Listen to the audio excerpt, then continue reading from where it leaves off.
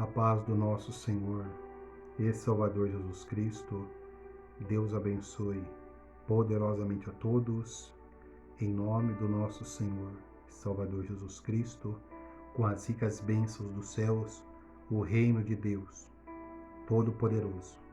Hoje é domingo 20 de abril de 2025, na gravação do vídeo. Se tiver baixo o áudio, aumenta o volume, por gentileza. Vamos aqui deixar a mensagem que estamos de março a abril, voltando ao primeiro amor, minhas primeiras obras com Deus. Nosso tema está lá em Apocalipse, capítulo 2, versículos 4 e 5. Aproveitando hoje, Feliz Páscoa para todos. Nós cremos de uma maneira diferente, respeitamos nós, evangélicos cristãos, sobre a paixão de Cristo, sua morte na cruz e hoje a ressurreição, né? Terceiro dia. Vamos ler aqui, vamos orar primeiro. Pai, no nome santo do Senhor Jesus, pedimos perdão dos nossos pecados, das nossas transgressões e iniquidades. Fala conosco através da palavra, da mensagem, que o Teu Espírito Santo fale em nossos corações, salvando almas e vidas, convencendo o ser humano do pecado, da justiça e do juízo. Em nome do Senhor Jesus, para a glória do Teu nome, amém. Evangelho de João, o apóstolo do amor, 19:30. E quando Jesus tomou o vinagre, disse: está consumado. E inclinou-se a cabeça e entregou o Espírito. Cristo, ele é o cumprimento, né, do Novo Testamento.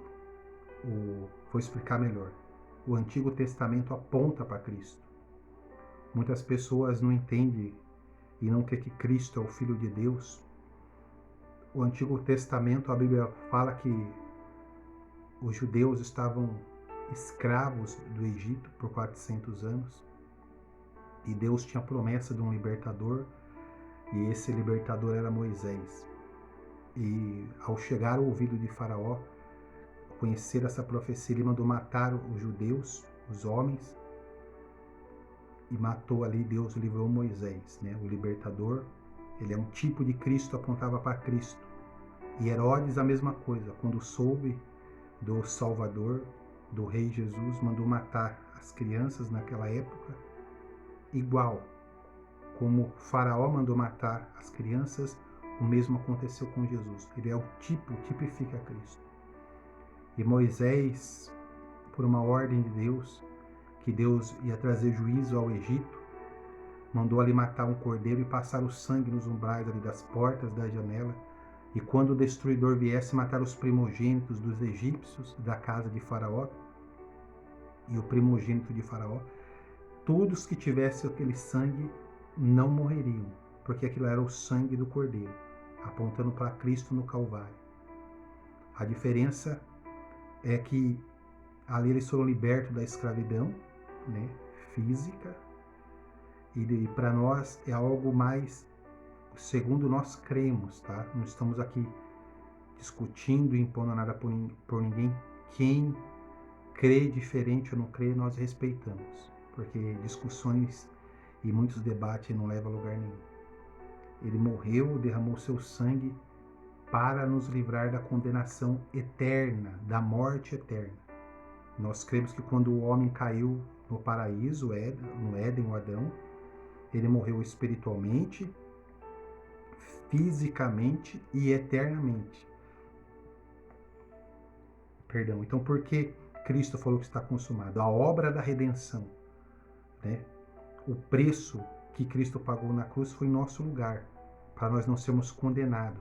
Todo o pecado do mundo ali veio sobre Cristo, toda a maldição do pecado, a imundície do pecado, foi ali quando ele se separou do Pai, que ele falou no Calvário, né?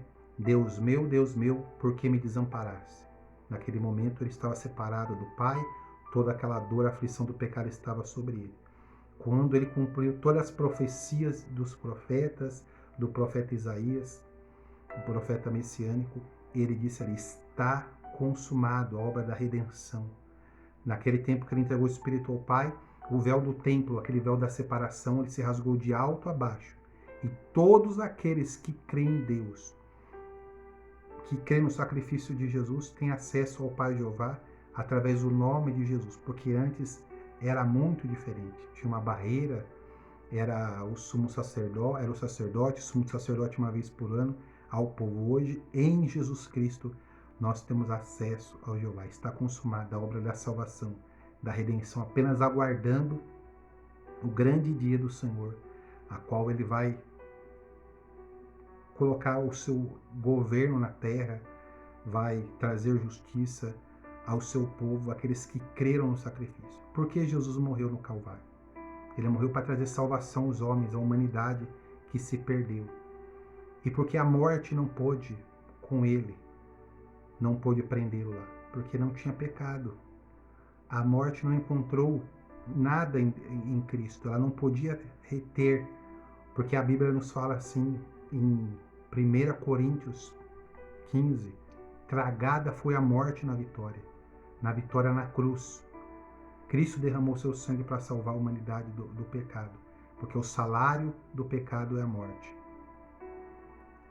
O mais engraçado que Deus traz ao meu coração é as pessoas não querem renunciar nada por Deus, nada por Cristo. A Bíblia fala que ele aniquilou-se a si mesmo, ele deixou toda a sua glória por nós, assumindo assumindo a sua forma de servo.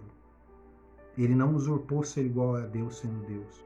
Ele se humilhou, ele morreu de braços abertos e muitas pessoas querem ficar de braços cruzados mediante tantas coisas. O maior exemplo, a nossa Páscoa é Cristo, o nosso Cordeiro Pascual. O Cordeiro lá que eles celebraram a Páscoa, né? Que os israelitas, a Páscoa era Cristo.